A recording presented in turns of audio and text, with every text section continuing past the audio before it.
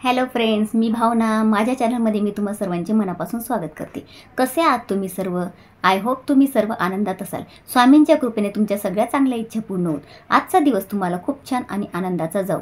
तर 19 मे रोजी रविवारी मोहिनी एकादशी आहे. तर मोहिनी एकादशीच्या दिवशी आपल्याला काय काय करायचं आहे त्याबद्दल मी आज तुम्हाला थोडक्यात माहिती देणार आहे. दर महिन्याला शुक्ल पक्ष आणि कृष्ण पक्ष हे दोन पक्ष येत असतात. म्हणजे 15 दिवस शुक्ल पक्ष आणि 15 दिवस कृष्ण पक्ष. तर या दोन पक्षात म्हणजे शुक्ल पक्षात एक एकादशी आणि कृष्ण पक्षात एक एकादशी असे 2 महिन्याचे दोन एकादशी येत असतात.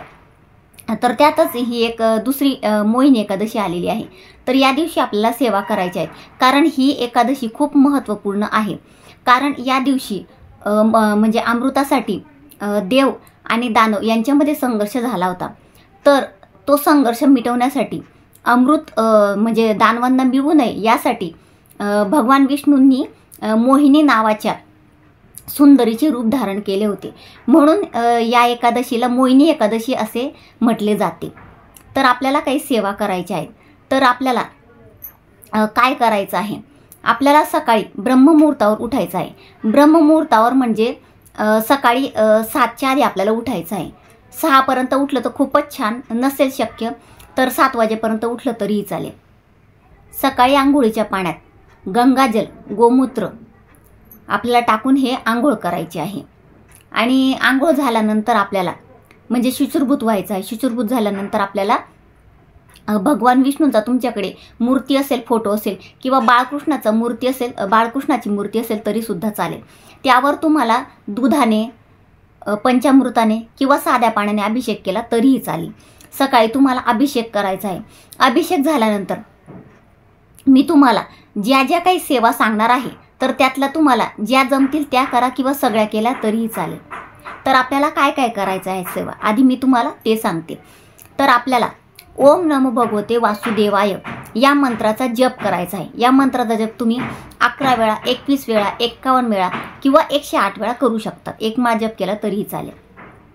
आणि यानंतर तुम्हाला विष्णू सहस्रनाम छोटंसं पुस्तक येतं ते हे बघा, हे आहे विष्णू सहस्रनाम स्तोत्र. हे असं छोटंसं आहे बघा, जास्त मोठं नाही, छोटंसं पुस्तक येतं. कुठल्याही धार्मिक पुस्तकांच्या दुकानात तुम्हाला हे मिळून जाईल. तर हे तुम्हाला वाचायला 30 मिनिटं लागतील. हे तुम्हाला वाचायचं आहे. आणि यानंतर विष्णू सहस्रनामावली ज्यात विष्णूंचे 1008 नावं आहेत.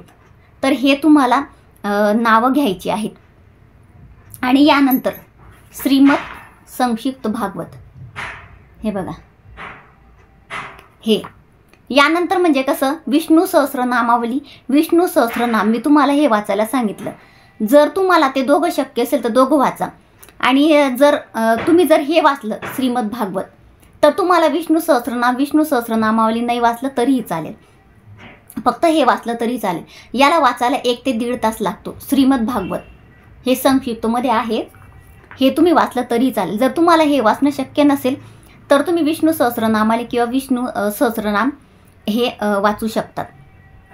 जास्तीत जास्त प्रयत्न करा श्रीमद भागवत वाचायचं. खूप छान आहे ते आणि त्याचे अनुभव खूप दिव्य आहेत. या दिवशी भगवान विष्णूंना आपल्याला तुळस वाहायची आहे. पूजा झाल्यानंतर म्हणजे कृष्णाची मूर्ती असेल तुमच्याकडे बाळकृष्णाची तर तुम्ही त्यांना तुळस वाहू शकतात. त्यानंतर तुळशीला आपल्याला तुळशीची पूजा करायची आहे. तुळशीला आपल्याला कच्चं दूध अर्पण करायचं आहे. आणि तुळस अर्पण करताना म्हणजे एकादशीला आणि रविवारी तुळस तोडायची नसते.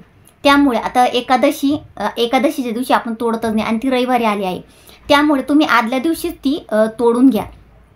तोडून तुम्ही फ्रीजमध्ये ठेवून द्या आणि नंतर दुसऱ्या दिवशी तुम्हाला ती वाहायची आहे.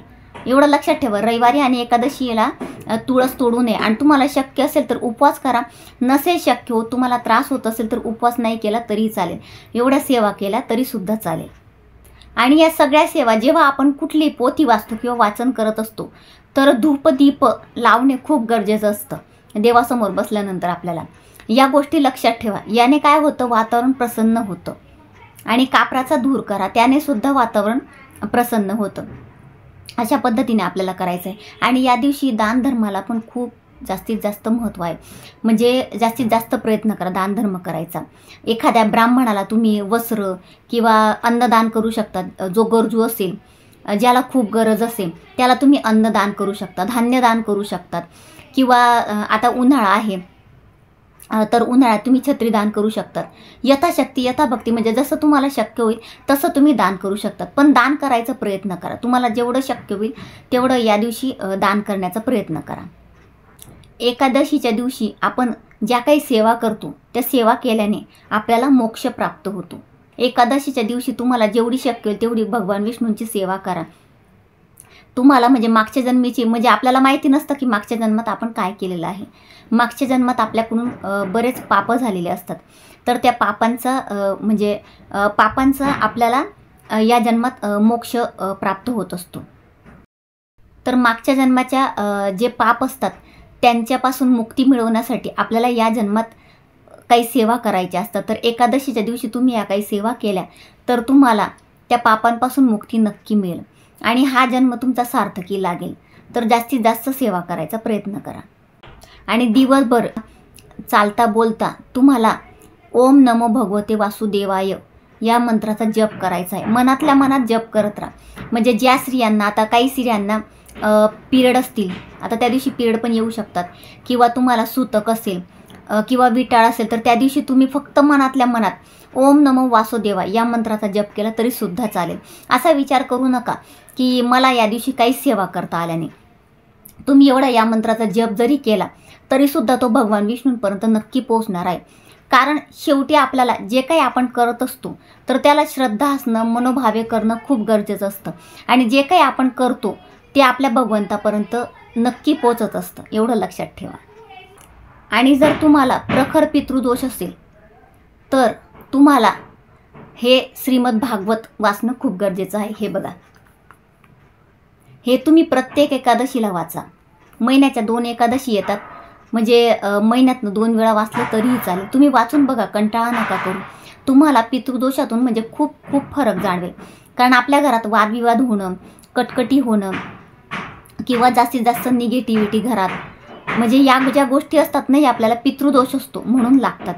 तर तुम्हाला जर प्रखर पितृदोष असेल तर तुम्ही श्रीमद भागवतचं नक्की पारायण करा. म्हणजे हा ग्रंथ एकादशीच्या दिवशी तुम्ही नक्की वाचा. तुम्हाला नक्की फरक जाणवेल. पितृदोष तुमचा हळूहळू कमी होईल. आणि तुमच्या घराजवळ जर भगवान विष्णूंचं मंदिर असेल किंवा श्रीकृष्णांचं मंदिर असेल तर तिथे नक्की जाऊन तिथे तुम्ही त्यांचं दर्शन नक्की घ्या. त्यांना फूल अर्पण करा, त्यांना धूप दीप दाखवा आणि त्यांना नमस्कार करा आणि त्यांचा आशीर्वाद घ्या. आणि तुम्हाला जर पितृदोष असेल तर त्यांना पितृदोषातून माझी मुक्ती करून द्या असं त्यांना तुम्ही प्रार्थना करा. अशा पद्धतीने आपल्याला सेवा करायच्या आहेत. मी तुम्हाला काही जास्त सांगितलेलं नाही आहे, त्यातलं तुम्हाला जसं जमेल तसं करा. एक दिवस आपण भगवंताची एवढी सेवा करू शकतो, असं आपल्याला रोज वेळ मिळत नाही. तर जेवढ्या जमतील तेवढ्या तुम्ही सेवा करायचा प्रयत्न करा. आणि तुम्हाला जर माझा आजचा हा छोटासा व्हिडिओ आवडला असेल तर माझ्या व्हिडिओला लाईक, शेअर आणि चॅनलला सबस्क्राईब नक्की करा. पुन्हा भेटूया अशाच एका नवीन व्हिडिओसोबत. तोपर्यंत सर्वांना श्री स्वामी समर्थ.